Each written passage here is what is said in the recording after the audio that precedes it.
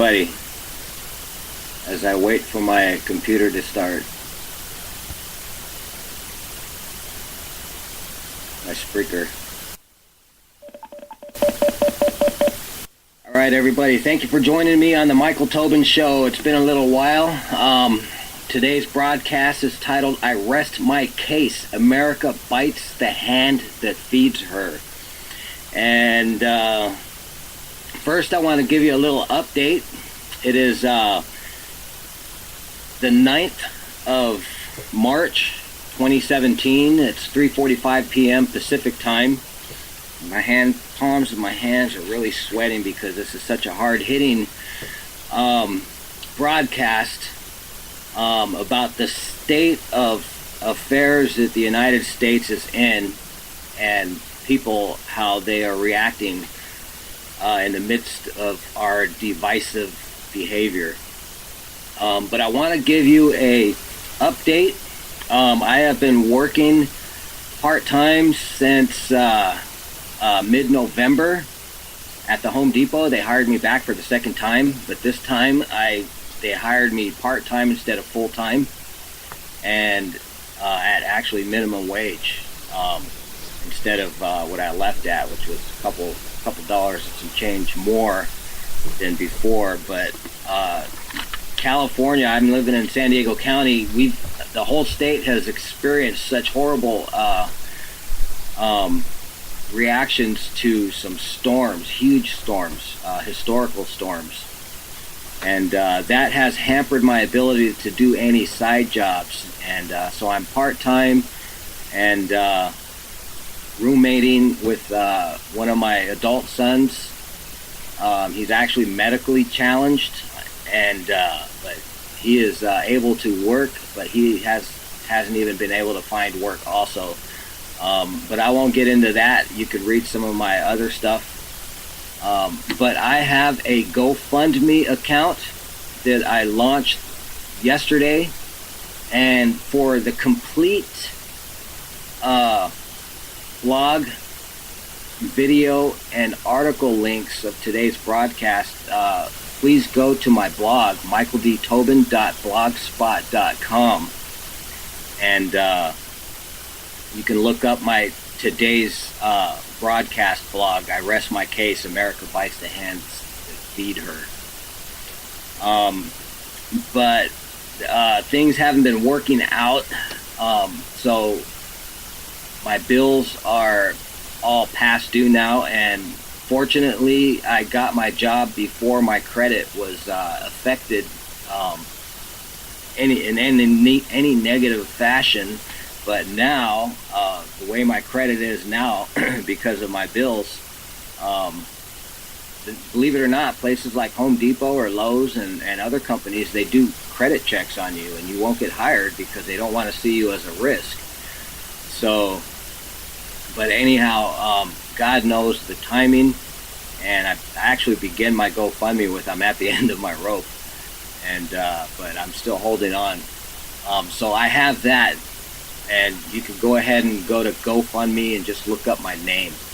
And if there's any way that anybody can help with listener support, my desires are still to be full-time ministry. And with my part-time hours the way they are, it's actually a perfect situation to where I can pay rent.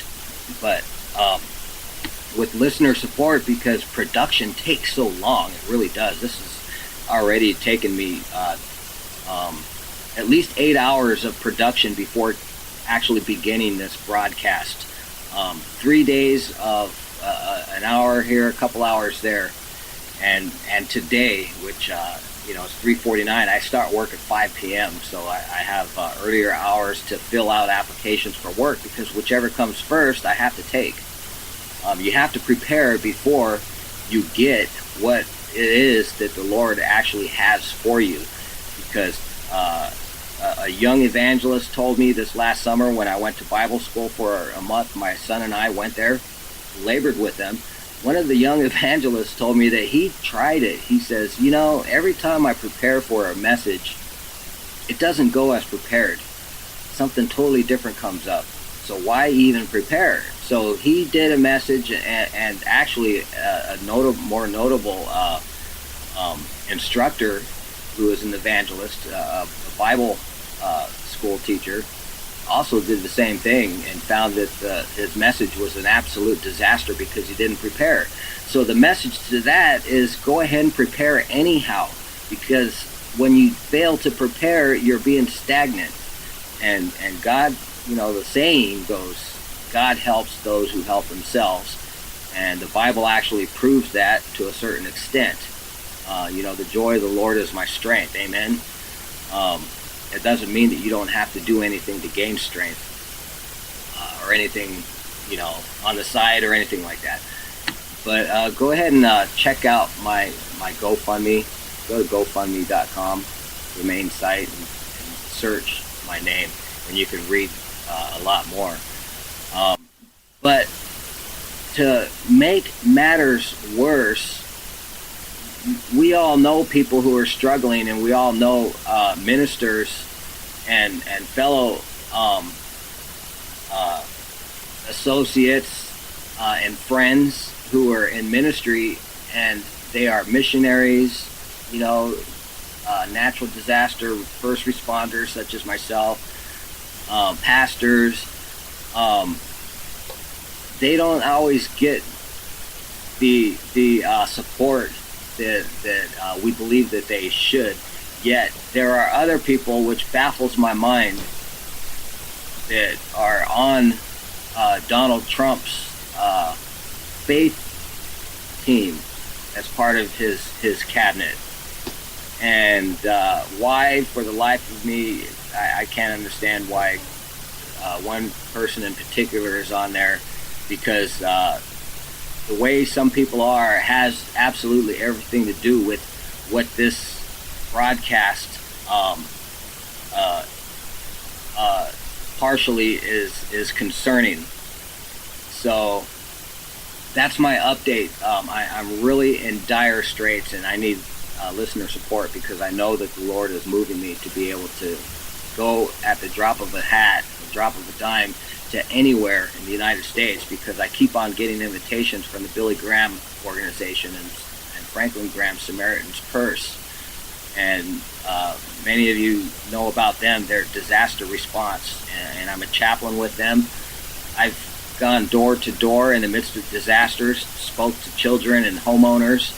I've operated forklifts for Feed the Children while I was on site. Whatever I can put my hands to do, I actually do. And I was actually rebuked one time saying, we're supposed to be praying for people. Oh, we're supposed to lead the morning devotion because we're chaplains. And that was after I chose one of the Samaritan's Purse volunteers to lead the morning devotion. And so it's not all about, I'm a chaplain. My job is to speak. That's not it. Our job as Christians is to put our hands to the plow and do whatever it is that we're gifted at. We know how to do, because there's a lot of people who don't have the ability to do the things that we know how to do with our hands, and so many other examples. But hey, when I go, like I said, you'll see me. I was on a forklift in the rain, unloading the truck, and this is in St. Bernard Parish in New Orleans, and people were coming for food, clothing, and whatnot. And it's just amazing. The people that you talk to. I even spoke with a couple of a Muslim Arab young ladies, and I got to witness to them in a certain way. I challenged them to read the New Testament, read the Bible, because you're in the United States. It's not against the law. Nobody's going to harm you for reading the Bible. And we all know that a lot of skeptics, a lot of atheists have read the Bible in order to prove the Bible wrong, and they came out believers. So my challenge everywhere I go is for people to actually read for themselves. And when they pray to Jesus, because it cannot harm, it can only do good. And people take that challenge, and they come out believers. And everybody, I firmly believe this, before everybody dies, Jesus himself, the Holy Spirit himself, gives people a chance to know the truth. We don't have to be there for somebody to say, I believe. That's God's business. Our job is just to speak. So I'm going to go ahead and I'm going to read through this, and you can visit my blog for the complete articles. I won't read them, but I will play one video for you after I'm done with this, or when I get to the part where I mention it. I rest my case. Read this. Charity officials are increasingly receiving $1 million paydays. March 5th at 7:45 p.m. An article from the Wall Street Journal. I saw and shared this article on my Facebook page, as I frequently tend to pour out my heart when I'm not being funny, sarcastic, or reposting current events, just for the sake of knowing that I did my part on informing friends and family of current events which affect us all. Then, the following days, 2 more articles were published. One by Wall Street Journal. Charity officials are increasingly receiving $1 million paydays. And in this article is actually another link, and I copy and pasted the article and all of the links. The only thing I did not copy and paste into this blog is the 200 and something page of names and charitable events, and you know who some of those people are, and I'm not going to mention it. Some are Christians, some are they're all charitable organizations, but it's a crying shame when we have people like myself and others whose heart is simply to speak and to go, as Jesus said. Nothing more and nothing less. So, and another article from Florida's Jody Fleischer from WSBTV.com, a local TV news station, has an article updated March 7, 2017 at 8:56 p.m. Report: Georgia opens investigation on Todd Chrisley, in which this reality TV star is being investigated for allegedly claiming residence in tax-friendly states other than Georgia, where he really resides, and even refusing to pay his taxes. But then, after reading the article, you just have to wonder how it is someone's very own son and wife want their own father and husband to be arrested. Does it sound familiar that children and family will turn on their parents in the end times, as Jesus himself foretold? Fighting the hands that feed people. Anyway, this is why I'm calling my latest podcast, I Rest My Case. But just one day before this Wall Street Journal report came out concerning charity executives and employees receiving multiple $1 million salaries, I had this to say about the following article reporting from A.J. Loretta Lynch. Former Attorney General Loretta Lynch blatantly calling for more death and blood on the streets. I was immediately filled with righteous indignation. And just know that particularly the United States politicians are mostly attorneys. Many of you who you know who they are always choose their words succinctly and carefully. They know exactly what they are saying. So I said this, and it is proving true to those who just don't seem to care to listen, and especially those who are trying over and over to literally alarm and inform people to wake up and start becoming more useful than merely being consumers of our national and global economy. Sorry for the run-on sentence, but if you read the epistles in the New Testament from Paul, Paul the Apostle is the king of run-on sentences, so not as bad. Anyhow, going forward, keep, this is what I wrote, keep fighting the hands that feed you, people. The reason why I started this, I wrote this reply, is because I'm so sick and tired of reading from some of my friends on my social media sites about the ridiculous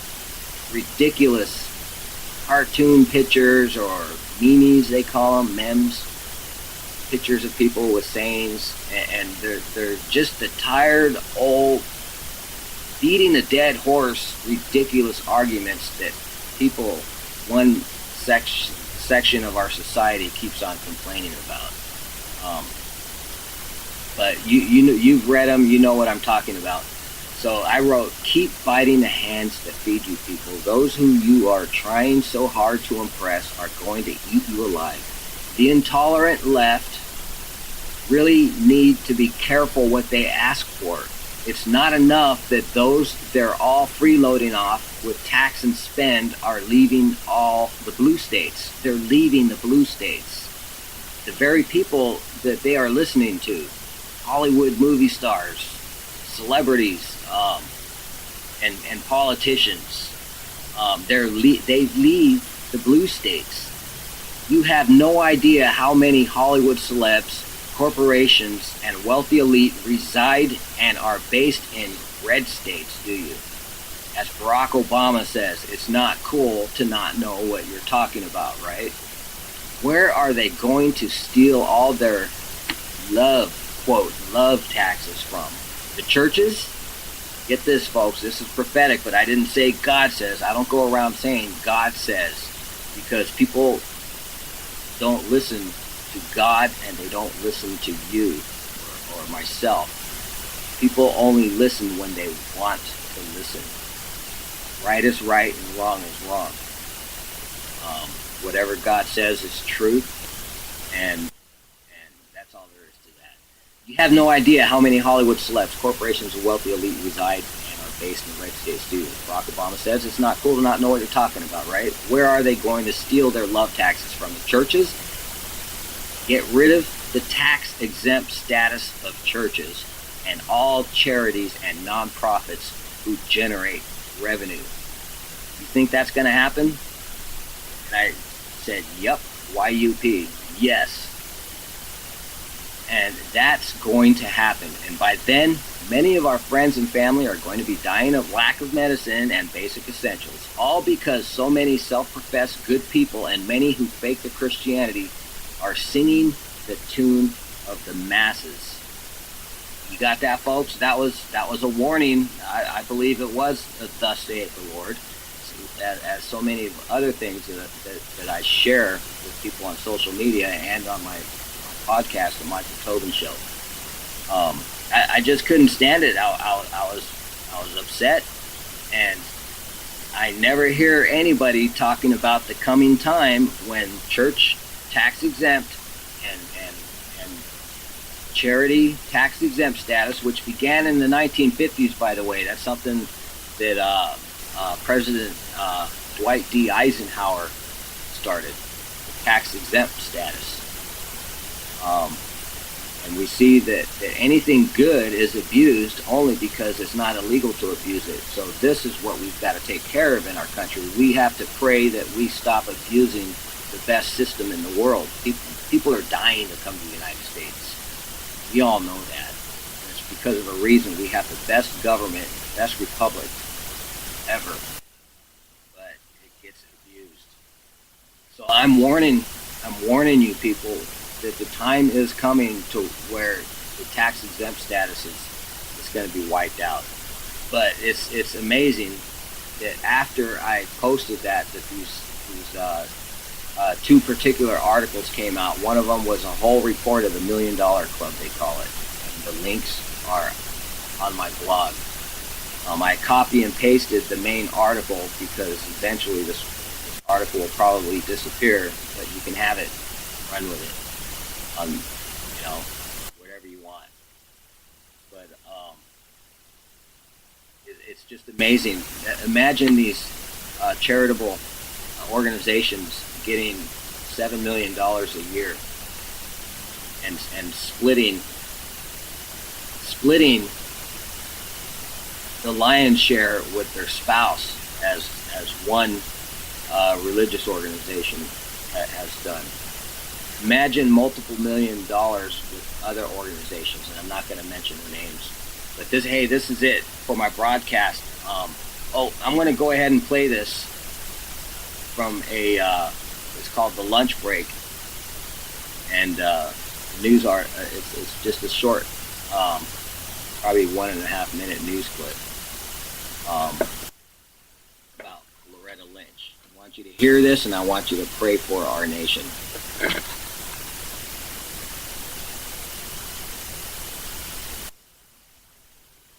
They say it's lonely at the top, but at many charities, it's also very lucrative. A recent Wall Street Journal analysis finds tax-exempt organizations provided seven-figure compensation to approximately 2,700 employees in 2014.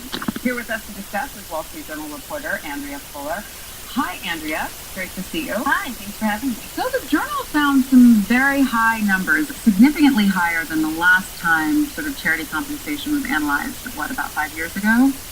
Yeah, so we looked at data comparing 2011 to 2014 and found that there had been an increase of about a third in the number of people who received $1 million pay packages. Right, which seems kind of in lockstep with the way CEO compensation has been rising, except that we're talking about nonprofits here. Right. So nonprofits include hospitals and colleges as well as traditional charities like the Red Cross, the United Way, but they're all treated the same under tax law. Which is why some of this information is coming to light, correct? The IRS did something for the first time that they haven't done before. Tell us about that. Right. So they released this data in a digitized format so that we could analyze the actual numbers and compare different organizations and different charities. Before, you had to look up each charity's paper filing online, and now you the IRS data. Put it all out there. They put it all out Which there. is good, because if you're a donor, I suppose you want to know where your money is going if you're donating to a charity, right? Absolutely. It's something donors really care about.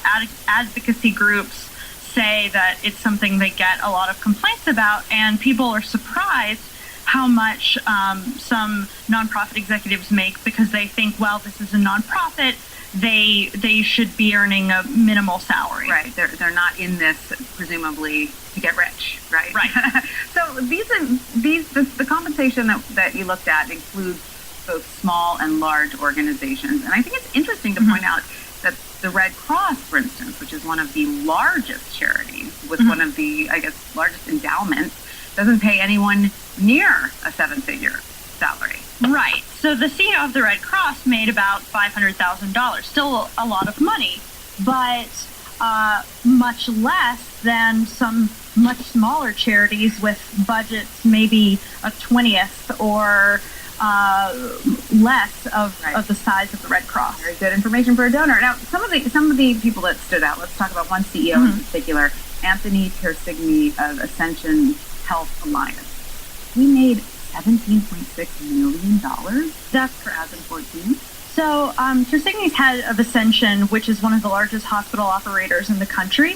And so their argument is this is really much like a private enterprise, and we're competing with the private sector in terms of recruiting top talent. That's an argument made by a lot of these large organizations. Correct.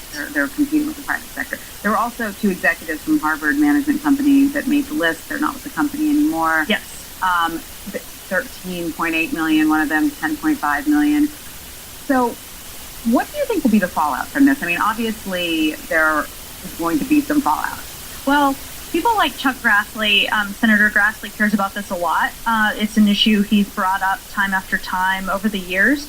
This is, however, the first time we've had all of the data. It's been more anecdotal before, so we'll see what the reaction is in Washington.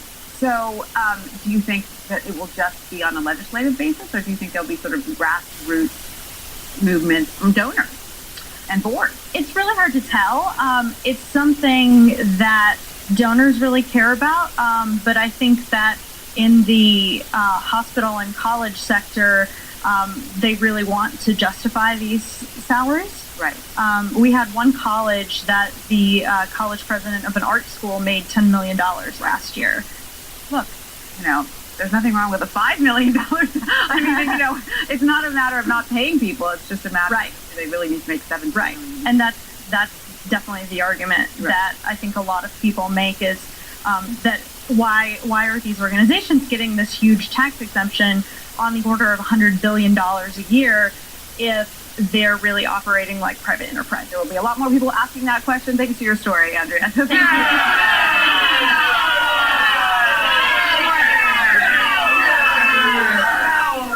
Yeah! Cheers! Cheers! Cheers!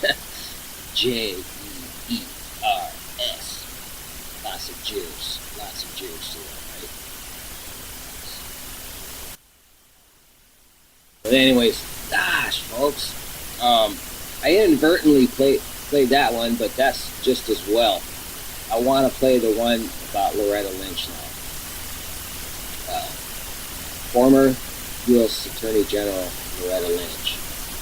What she knew very well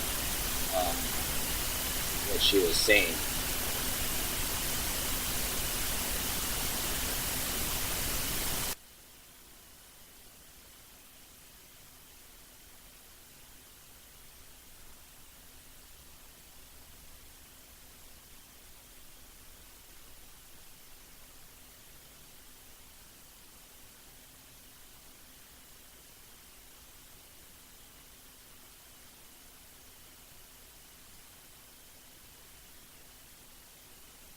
Okay, folks, just for YouTube, and I'll also have it as, I got it ready to go.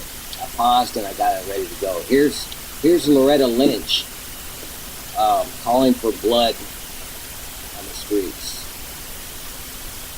I know that this is a time of great fear and uncertainty for so many people.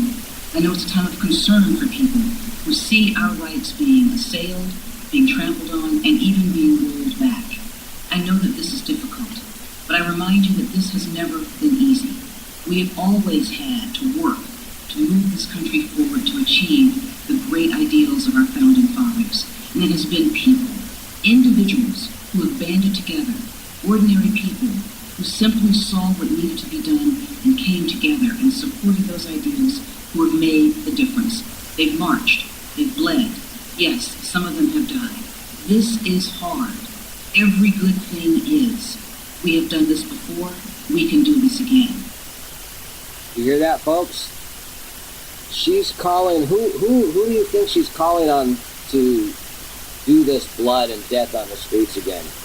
You think they're ordinary people, the people who are at Berkeley and who are shooting cops all over the United States and having riots, turning over police cars? Cops are ordered to stand down, not arrest them. You think these are ordinary people? No. So I leave you at that. So now, God bless you. Thank you for joining me on the Michael Tobin Show. Have a wonderful day.